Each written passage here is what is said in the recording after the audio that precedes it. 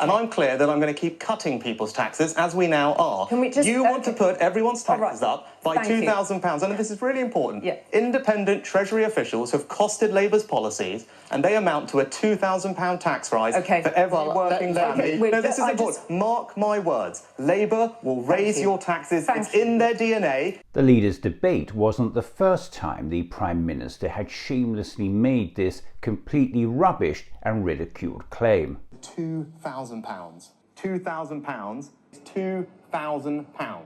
It means a £2,000 tax bill for every working family in our country. It was completely untrue, and the Prime Minister knew it. This £2,000 he keeps saying it's going to cost is absolute garbage. Labour's plan is fully costed, and Shadow Chancellor Rachel Reeves has promised there will be no additional tax rises needed beyond those she's already set out if Labour wins the general election.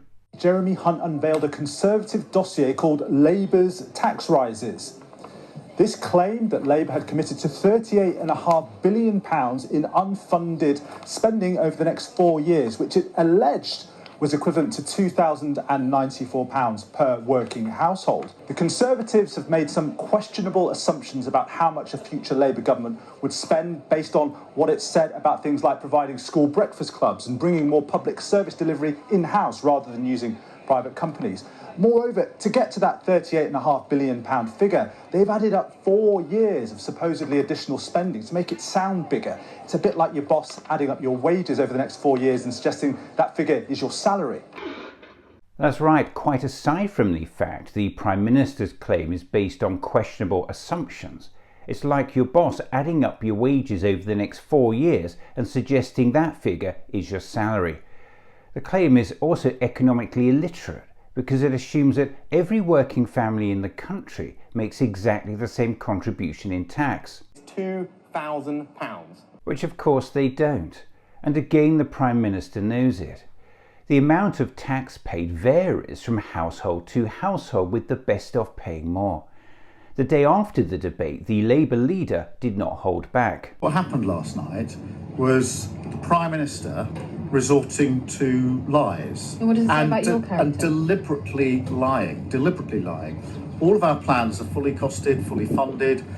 We've explained exactly where the money is coming from, and it's absolutely clear that there's no tax rises for working people, and that means no income tax rises, no national insurance, no VAT. But it shone a light on the Prime Minister's character, that when his back was against the wall, desperately trying to defend their awful record for 14 years, he resorted to lies, and he knew he was lying. And I don't say that lightly. I don't say that about politicians very often at all.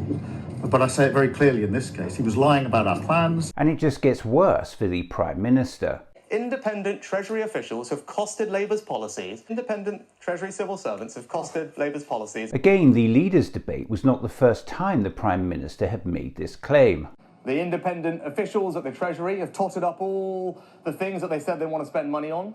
Not my numbers, those are the numbers from the independent Treasury officials. But shortly after the debate had finished, Labour published a letter from the Treasury confirming that civil servants were not involved in the calculation process. You've got the head of the Treasury, so the head of the Treasury Civil Service, James Bowler, the Permanent Secretary, wrote in a letter to say basically, I'll just zoom in here so you can see it, basically civil servants were not involved in the production or presentation of their documents or the calculation of the total figures, which is true. This prompted the General Secretary of the union that represents civil servants, Dave Penman, to say it was wrong of these ministers and Conservatives to say that it was an independent process. There's a couple of things here. One, the civil service isn't independent. The civil service serves the government of the day and does what it's instructed to do within the rules that are set under the Civil Service Code. And these kind of assessments that are done of opposition policies, and Labour have done this in the past as well, are based on assumptions that special advisors and ministers make. So they say, we think Labour are going to do this based on what they've said, and ask Treasury officials to try and cost it.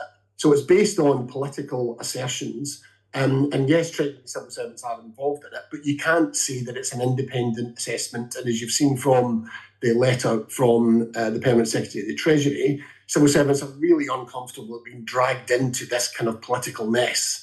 and claim and counterclaim about opposition policies, because they could well be served a Labour Party if elected at the next election. So it's really unfair of ministers to use this process in this way and to keep repeating this lie that it's a kind of independent assessment of Labour's policies. But during the week, government ministers continued to double down on the Prime Minister's completely rubbished claim.